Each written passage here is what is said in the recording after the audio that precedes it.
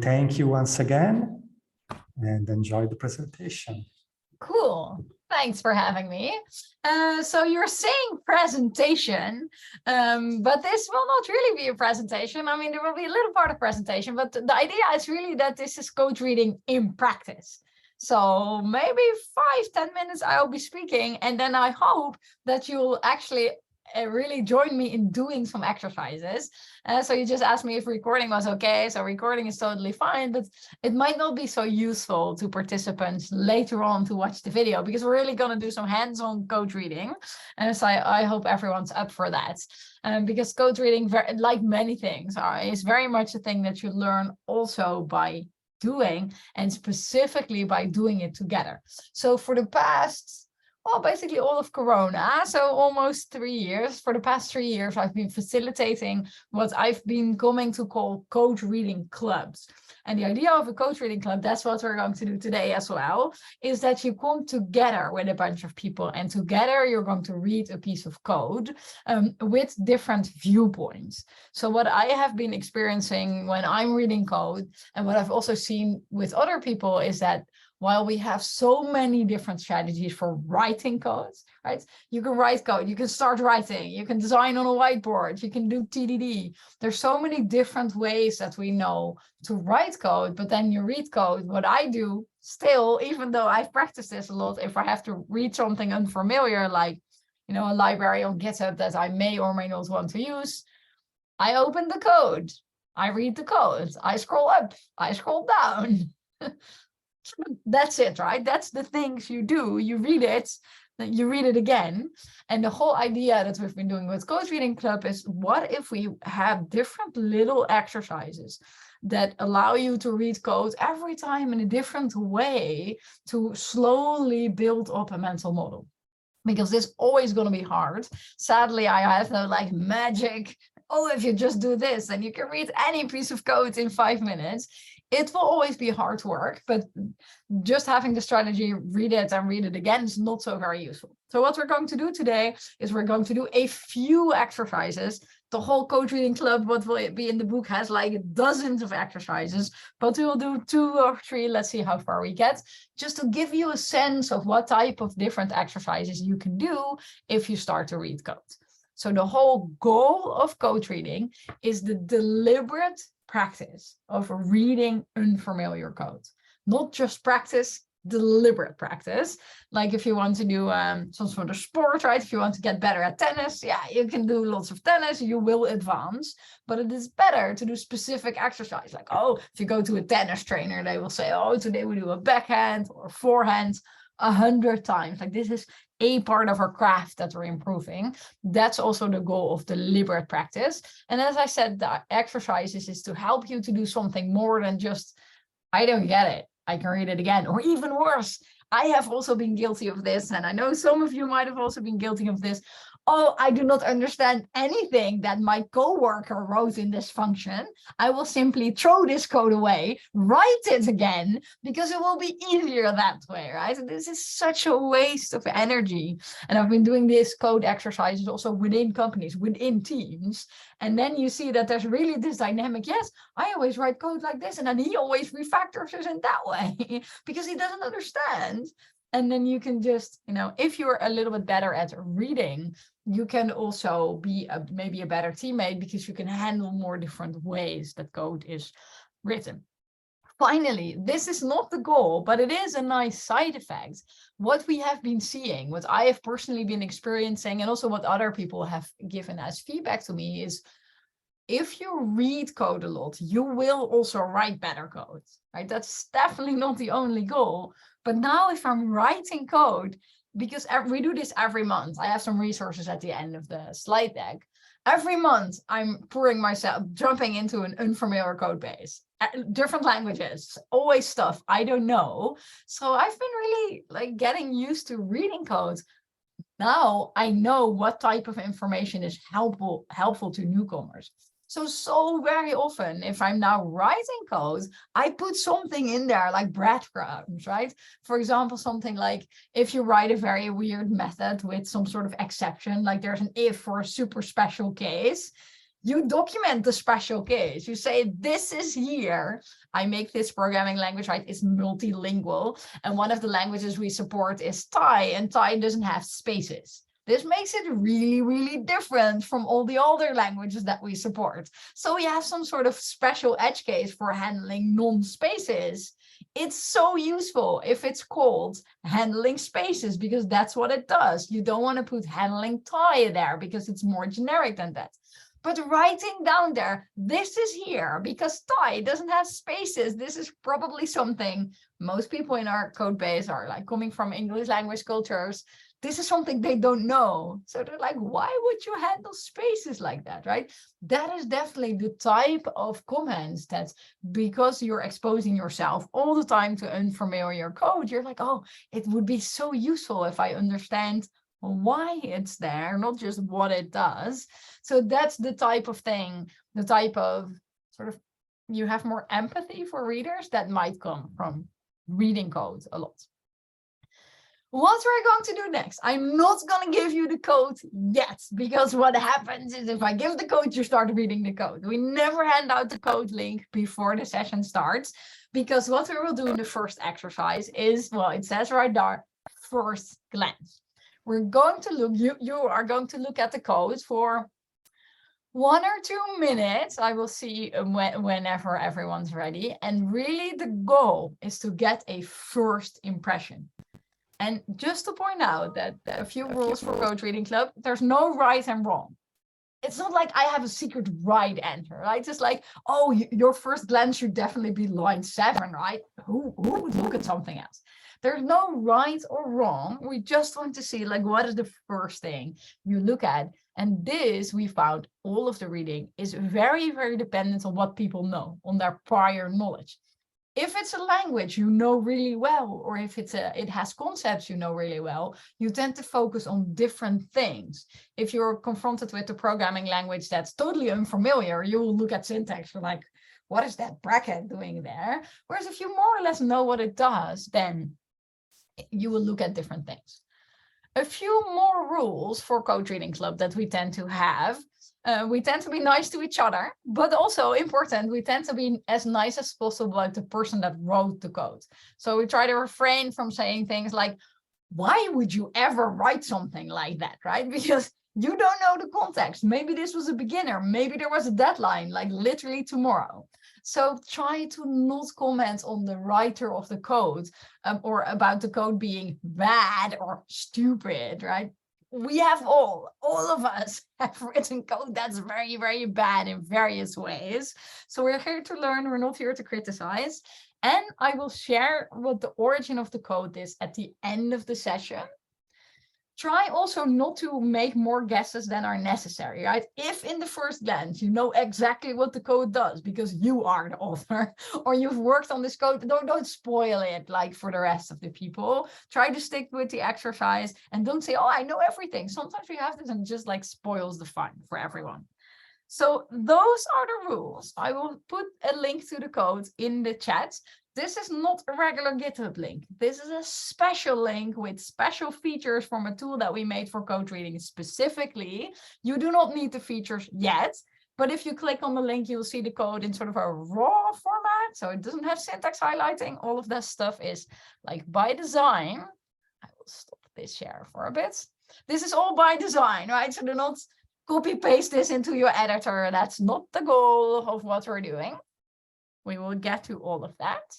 So I hope everyone's ready. Before we go to the actual exercise, are there at this point any questions?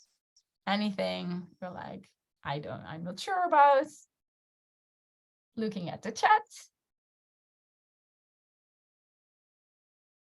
Can anyone join the Code Reading Club? Yes. Oh, that's a great question. Yes, I was going to get to that at the end of the session, but Code Reading Club, it's free. Everyone can join. All our resources are free and open source. I'll share them at the end of the session. We have a monthly meetup every first Tuesday of the month where people join, and we facilitate one. But also we know so many spin-offs. So many companies or meetups are now hosting their own code reading clubs. We also sometimes help people get started where we facilitate 1 or 2 within a company, and then people just go off on their own.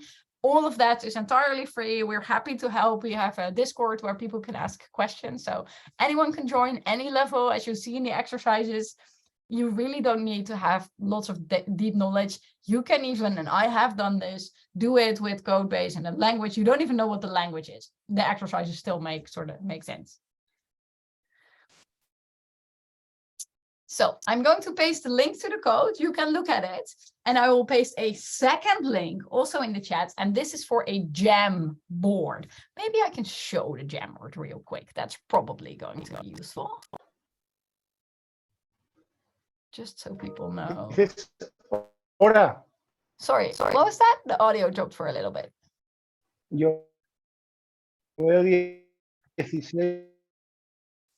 Oscar, I'm afraid we're not able to understand you. Maybe you can write it in the chat.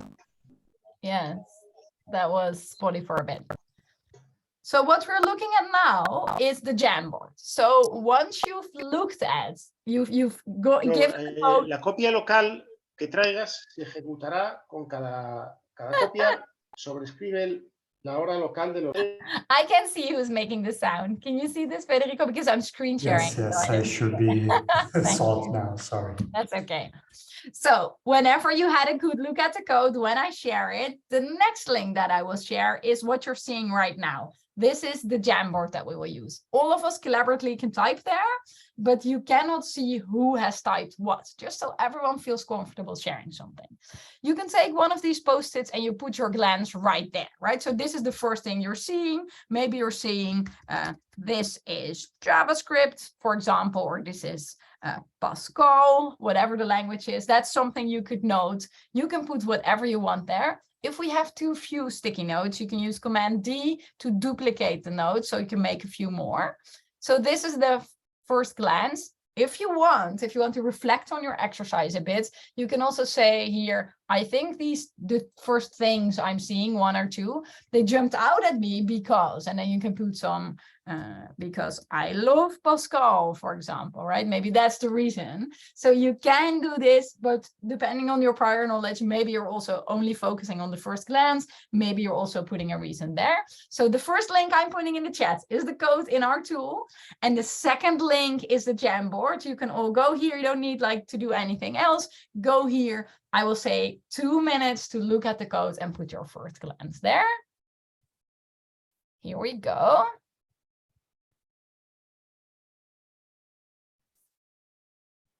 This is the code. It is in the chat. Feel free to start. And then the next link will be the Jamboard. And I'm going to give you sort of 2 minutes to look at this.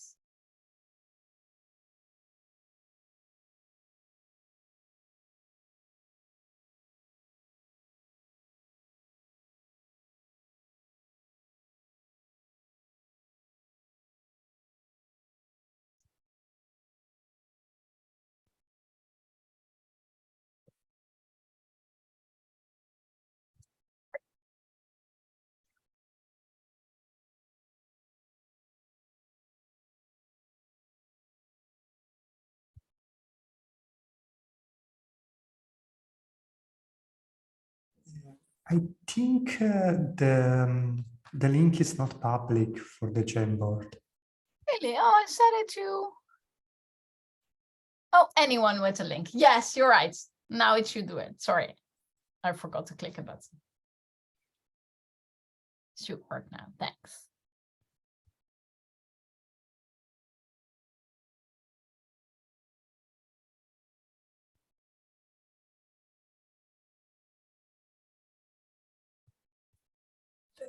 Sorry to bother again. I think we have view access, not edit access.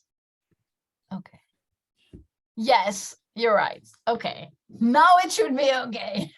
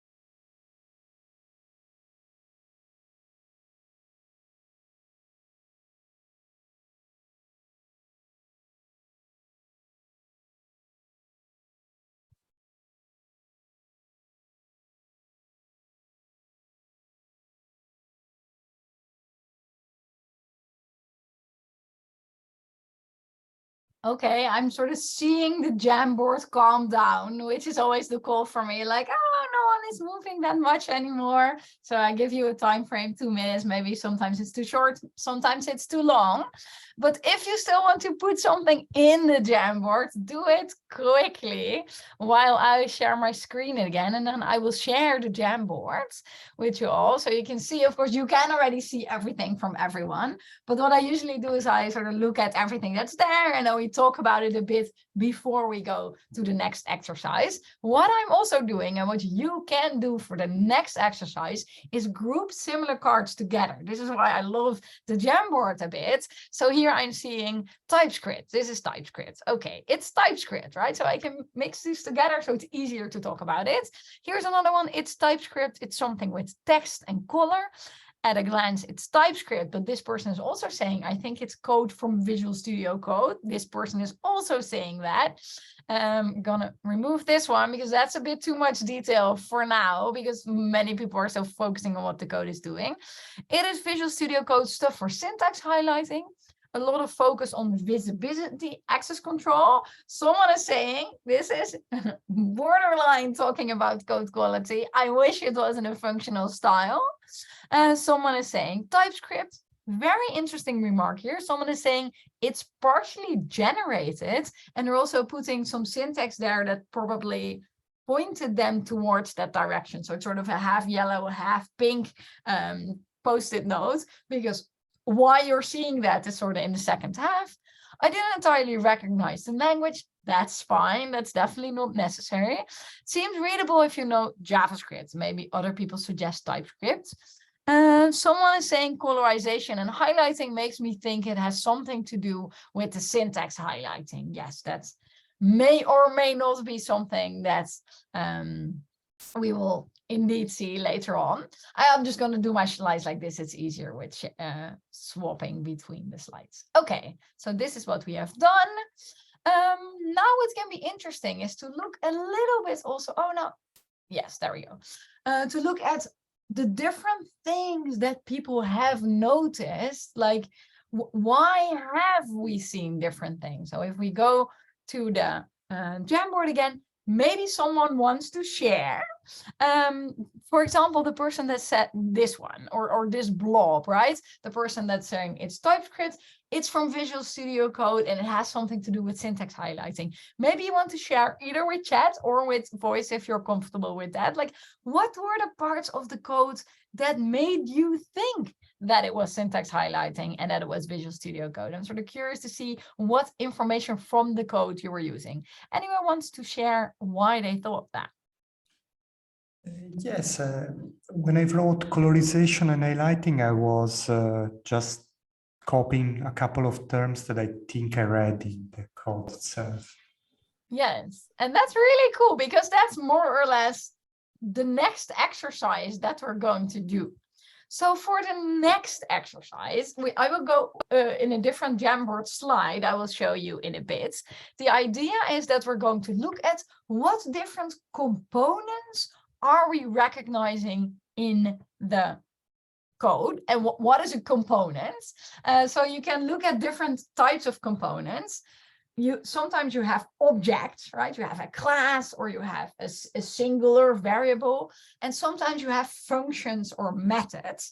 And especially in a language that you don't really know, or sometimes in a coding style that you don't really know, even figuring out what is an object here and what is a function, what is a thing, and what is a behavior, that is even hard. So the next exercise that we're going to do is figuring out what is what. So if we go to the code annotation tool, some of you might have already figured this out, but you can do special things. This is why it's called the code annotation tool.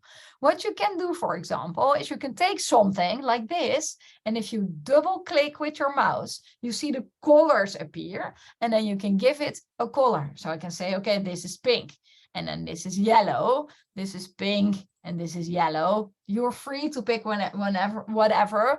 Sometimes you may say, well, I want to make a difference between static methods. that I make pink, and then regular methods that are operating on an instance, I make them red, so the colors are somewhat similar.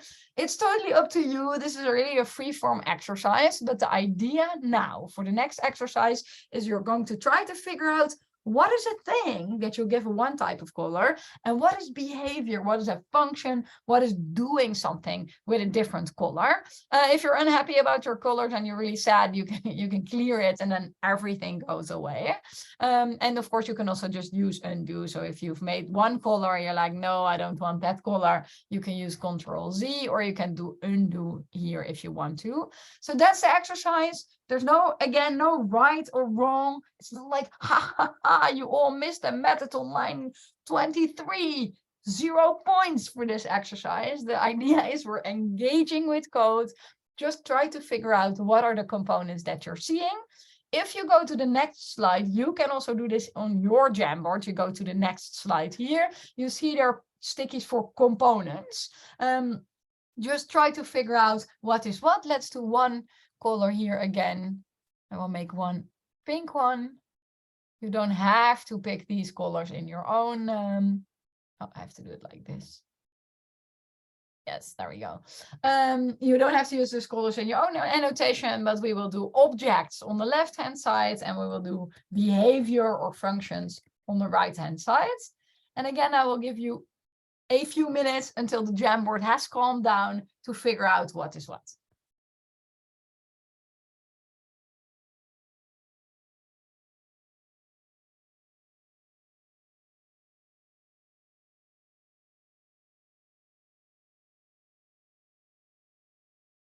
So this way it's clear what goes where.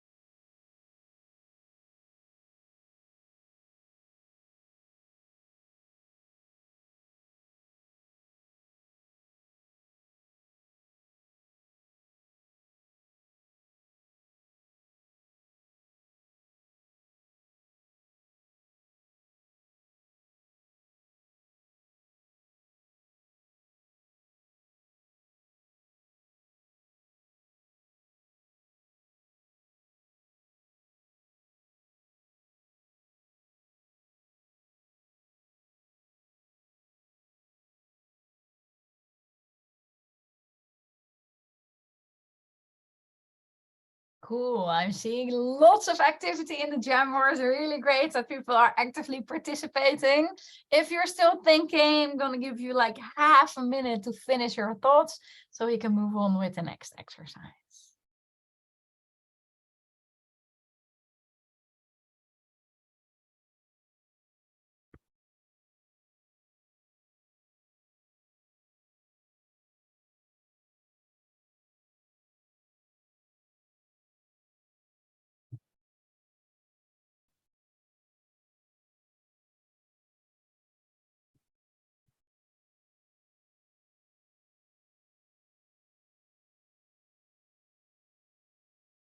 I'm sharing the Jamboard again. Of course, if you're looking at your own screen, if you're in the browser, you sort of see the same thing as I'm doing.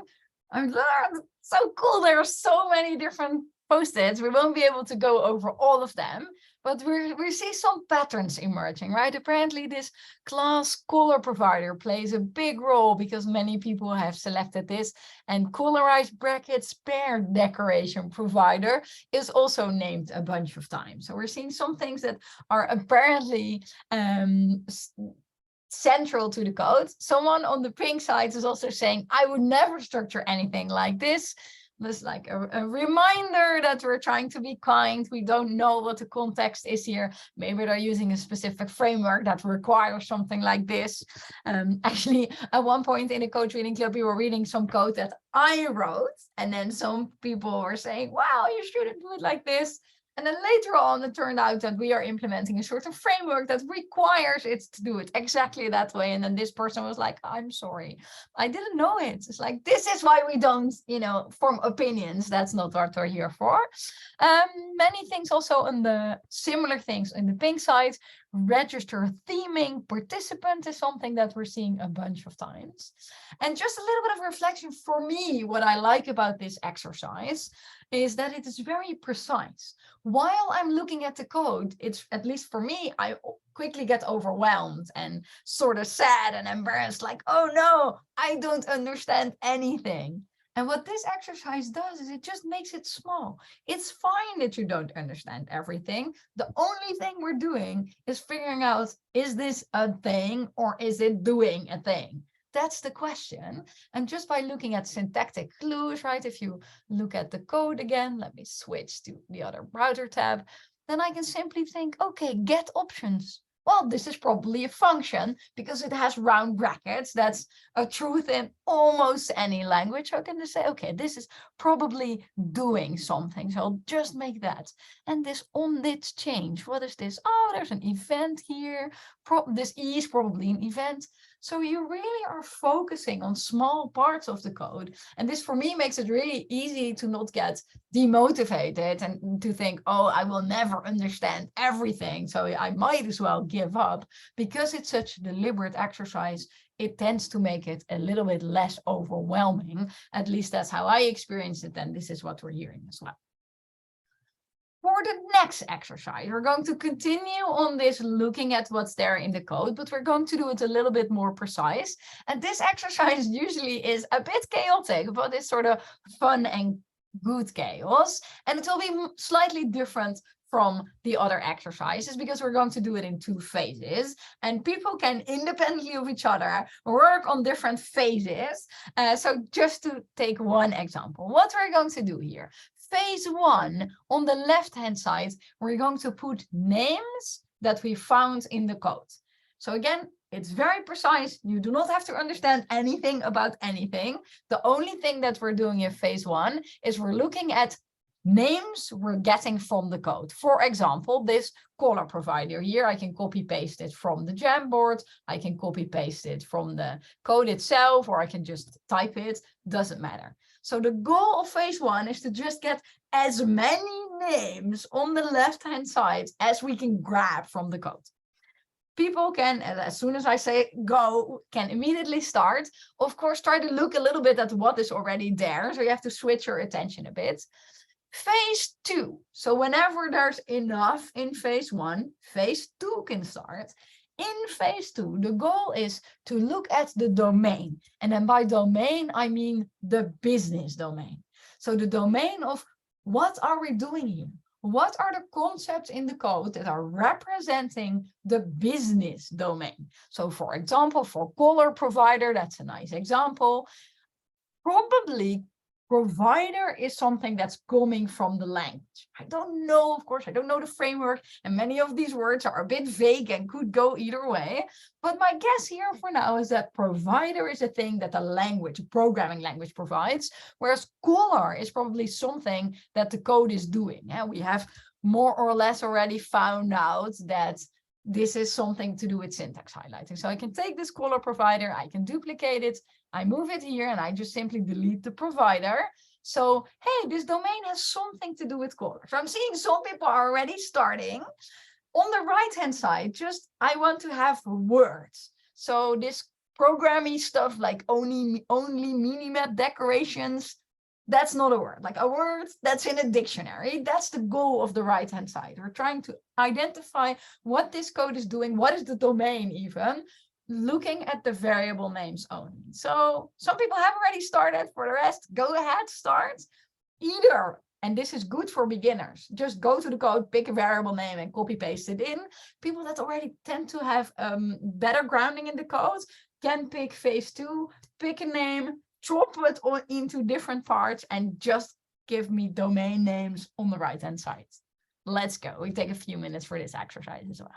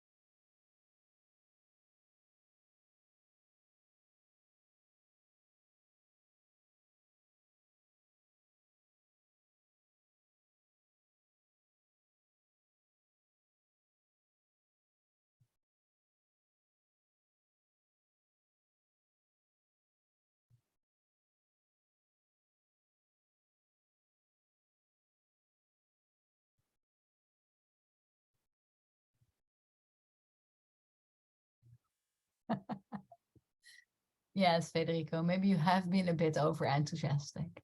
But it's very cool to see all of you really engaged, because you never know with a new crowd, you know, and this really depends on you doing stuff. Otherwise, it will be very sad. You know, it will be me COVID teaching freshman students. Please, someone, anyone has an answer. You're really a good crowd. So thanks for that. But it's turning into chaos. That's cool.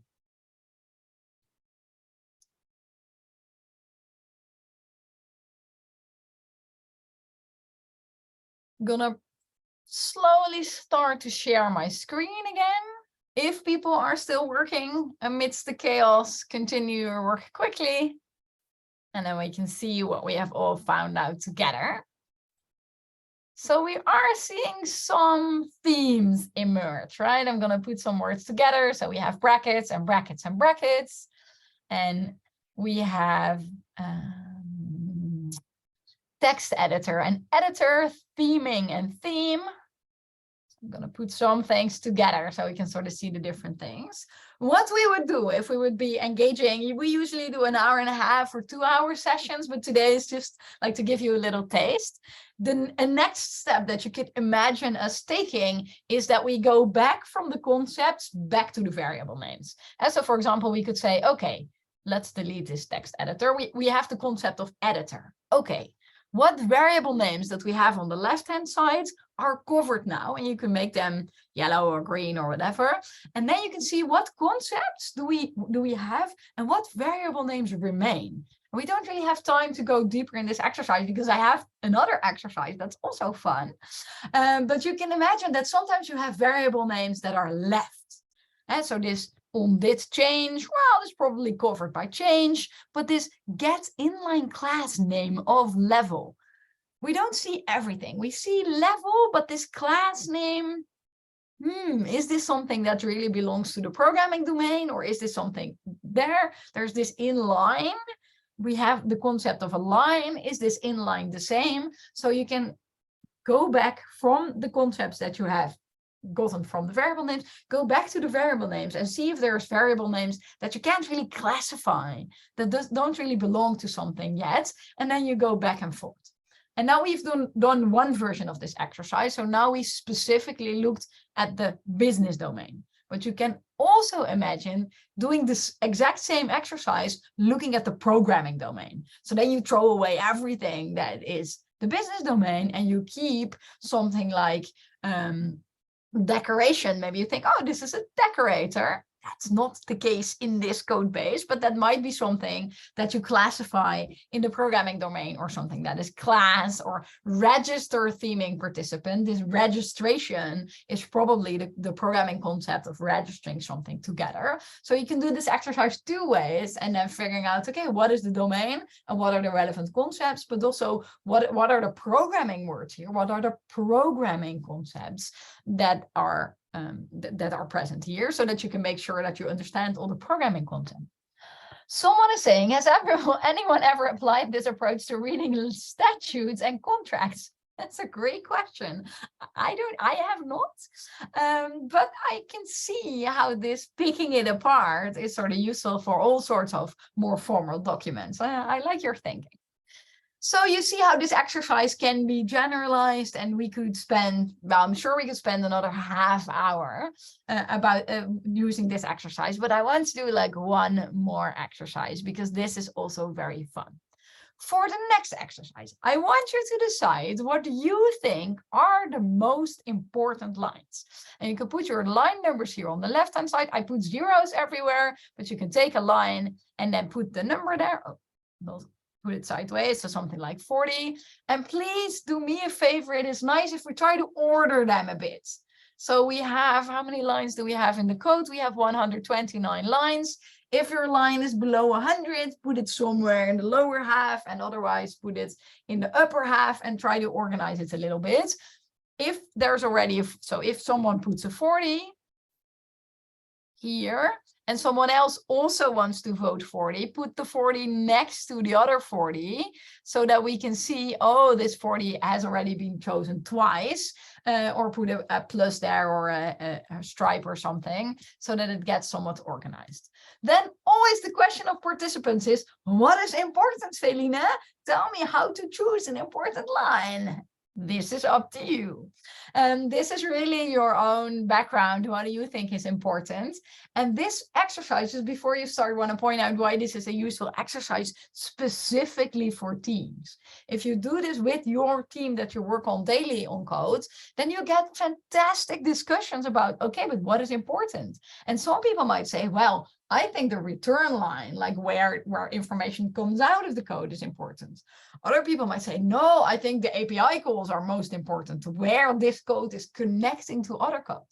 There's really different perspectives on what important is. And that's a great discussion to have specifically on someone else's code, right? Because if you have discussions on what is important in the context of a code review, then it's always about that specific code.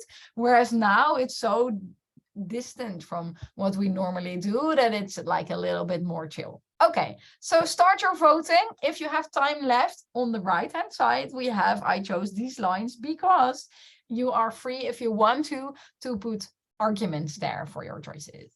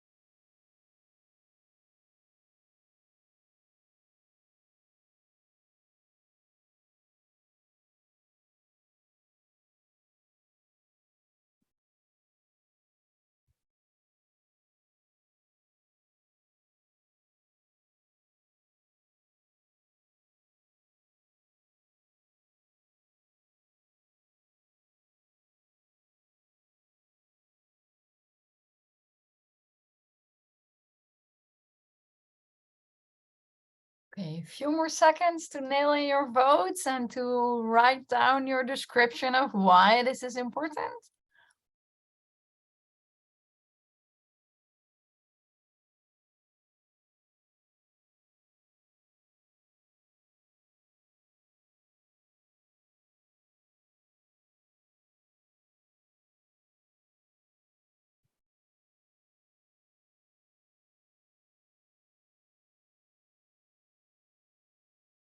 So we're now seeing the votes on my screen. So I will hop a bit back and forth between some of the most important lines. We don't have time for all of them.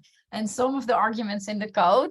Let's see. So this 60 to 66, 62 is voted a bunch of times. And then here people are saying 60 to 66 shows what is returned overall. So if we go back to the code, we see that is 60 to 66.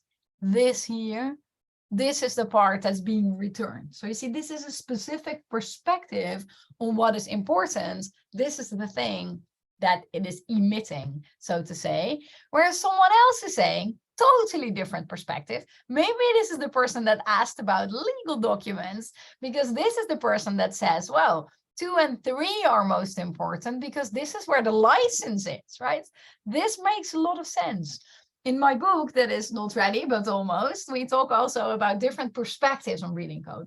Sometimes I'm reading code from the perspective of, do I want to use this library? And then a list of questions that I'm answering is, am I allowed to use this? And do I understand this well enough to integrate this into my code base?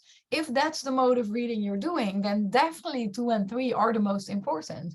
Whereas if this is a pull request, right? And this is just a new class that's added in a bigger context, I don't have to read this license file because it's probably going to be the same as all the files that are already there. So depending also on why you're reading this, you have a different perspective and based, of course, on your background. 96, do we have an explanation for 96? This is sort of together with this one. It says, it looks like these are where the core values are computed or constructed. So let's go, I was Googling that word. Let's go to 96. Here we go, get inline class name. Oh, sorry, no, it's this one. Return get inline class name of level. So this is the thing that's being returned. I think we can look at one more perspective. I like this one also, 106 voted for twice. This is registering a key requirement probably to make it work. So if we go to 106, you see this is again a different type of important, right? So this is clearly a return value, and here something is registered that is probably necessary to make it work. So different perspectives and different modes of reading give you different important lines. And as I said, specifically, I like this exercise to do this together with the team that you work on, because this happens so often in code bases. Like we have a code review, someone is saying something and someone else is saying, well, that's not important right now. That's not even the most important part of the code. So if you talk about this in your team and you've together form an opinion on what even is important, and you know from each other, oh, this is the type of thing, you know, Hank is always about the licenses. He thinks this is very important. Then if this person then says, this is the most important part, you know it's coming from a certain perspective. And this is definitely something that can give you communication issues in a team if different people have different perspectives on what's important. And then it's really super annoying if this comes up in the context of a pull request, right? Because then my goal now is not to understand the code. My goal is to get my thing accepted. So I do not want to talk right now about what is or what isn't important. So that's what I very much like about this form of code reading in a collaboration sense, that you can learn from what people's values are about designing codes without having all the emotional baggage of talking about your own code base. So these were just like a set of teaser exercises. Before we really go to the closing, I have one more small exercise. I like to get feedback on these sessions because I'm still learning and I can incorporate it in my book probably. So while I finish wrapping up and linking to all the resources, if you want to, you can share what you liked in a yellow post-it on the left-hand side, but also what was too slow, too quick, confusing. So I liked it when and I found it challenging when, feel free to give your feedback. We do this anonymously for various reasons. One reason is you can just give me feedback. I will not know who of you said everything was challenging and I didn't like anything. Feel free to put your feedback there. It's nice if it's constructive, if I can use it in a next workshop. And then I will stop sharing and I will not look at this and I will go to the PowerPoint next.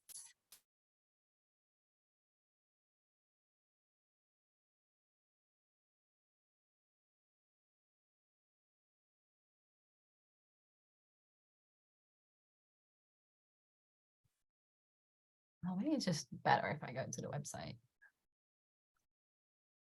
Yes. Okay, so I'm sharing the website that we have now. The website is codereading.club. Maybe Federico, you can share this somewhere in any community exercises that we have. So if you go to codereading.club, sort of everything is there. You can read the first blog post that I wrote about this, and I developed this exercise together with Katja from Neon Tribe. She's also one of the facilitators. And here's all the info. So you can join us for a public club. This is free. It is online. Everyone can join from wherever.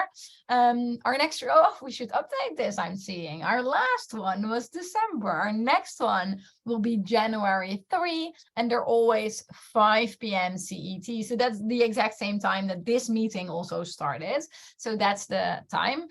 We have a mailing list that you can join if you want to get more information. And if you're like, wow, I don't feel like meeting people, I just want to read, you can also go to GitHub. And then we have all these exercises that are just in GitHub to use for free. Some of them we've done, like they will be familiar, like first glance, right? This is what we have just done. And there's many more exercises that you can do. So here, this is also what we've done, right? We've looked at all variable names, one group, we go together through the names and what can we learn from the names. This is one we haven't done, but this is really nice. We pick a random line. We just vote as a group for a random number, or we use a script to grab a random number. And we talk about that line just in depth.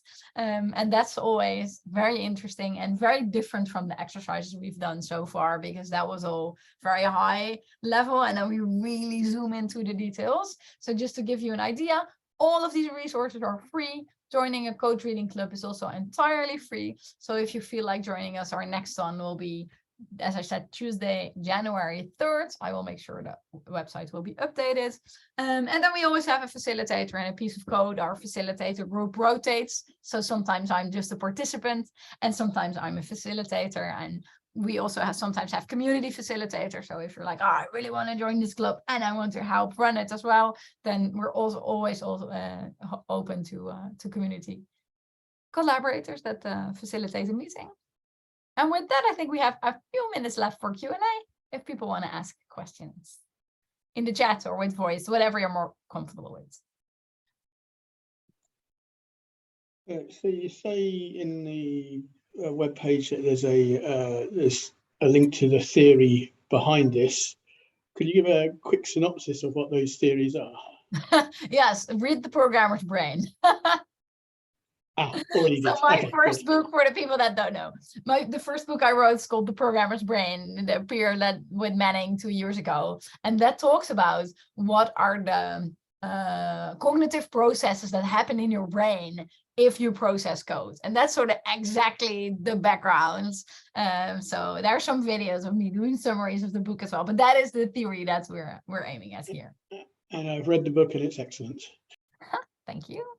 In the chat, someone is saying, how do you tackle the competitiveness of the process? That's a great question.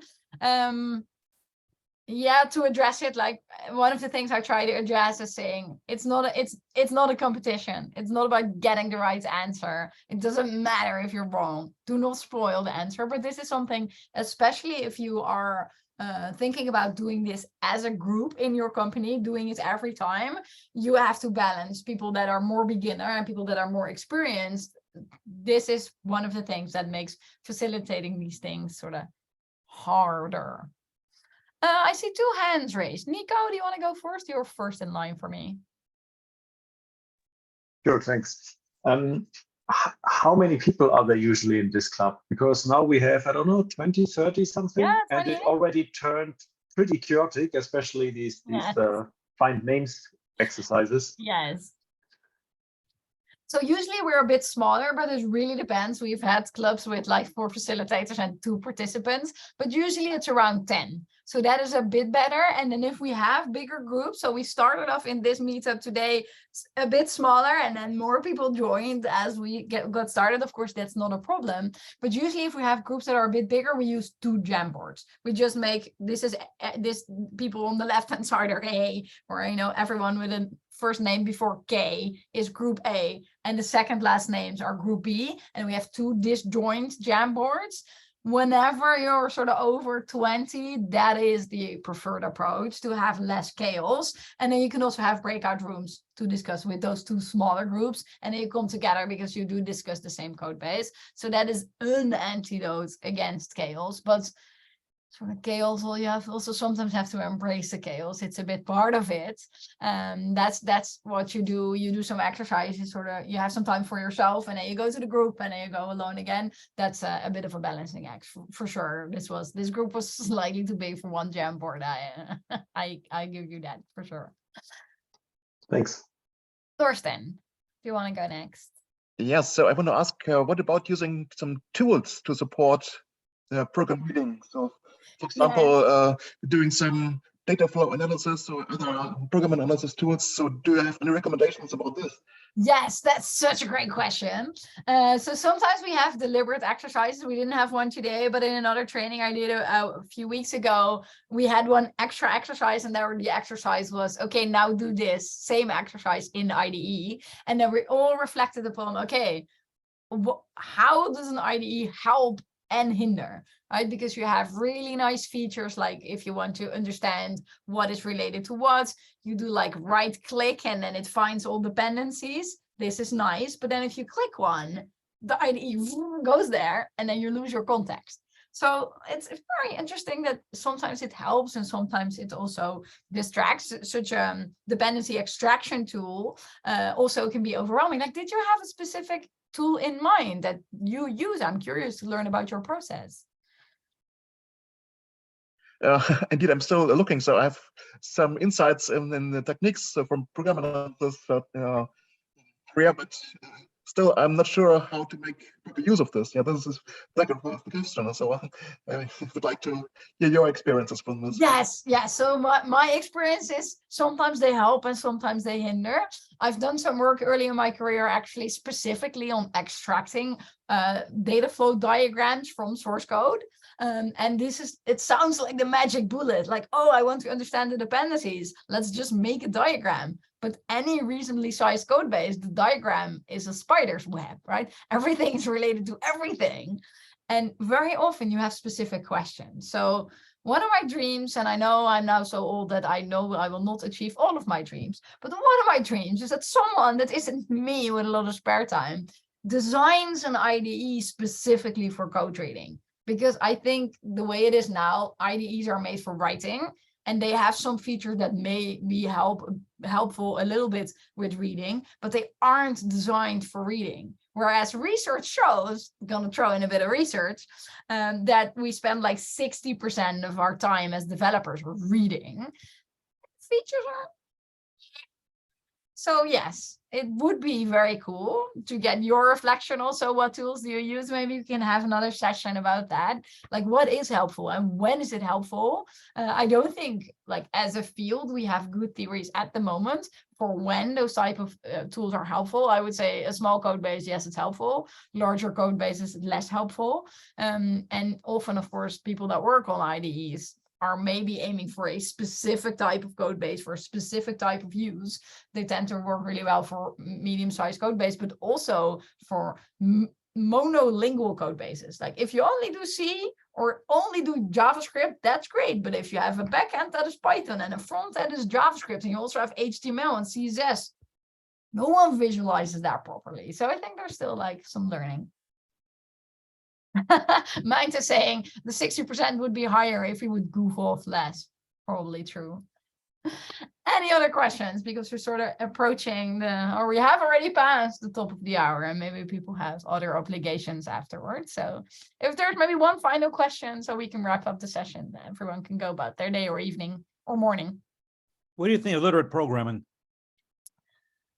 Yes, literate programming. Like, I love the idea.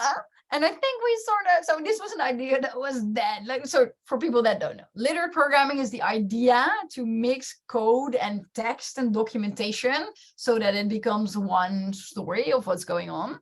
I think this was an idea that was dead. That was a good idea that was dead for a long time. And now I would say with Jupyter Notebooks is sort of literate programming reinvented, because you can have these little code snippets and it can be mixed with Markdown.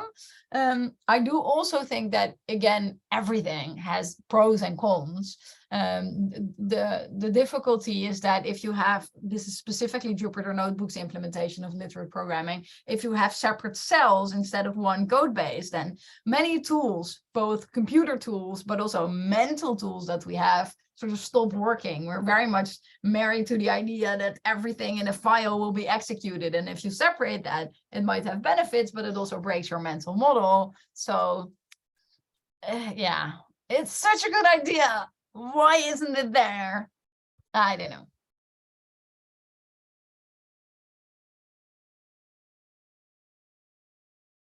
Cool.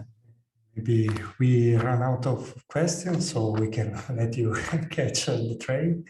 And I wanted just to say thank you again for the great presentation. It was very exciting to have this interactive experience. And I think from the enthusiasm that everyone showed, that I think was very well received. So thank you a lot, and we're looking forward to read your book. Nice. Yes, I will let you know when it's out, but that will be at least another year. Yeah, but as we were saying before, you can go on really and you can start reading. The chapters that are already available there. And of course, you can buy the Programmer's Brain, which is available at all good book retailers, and audiobook as well. And an audiobook too. Yeah, thank you for pointing that out. That's true. So thank you again, and thank you to all the participants. And well, the meetup will be back next year. Bye. Bye-bye. Bye, thanks. Thank you. Thank you. Bye-bye. Bye-bye. Bye. Bye. Thank you very much. It See you was next very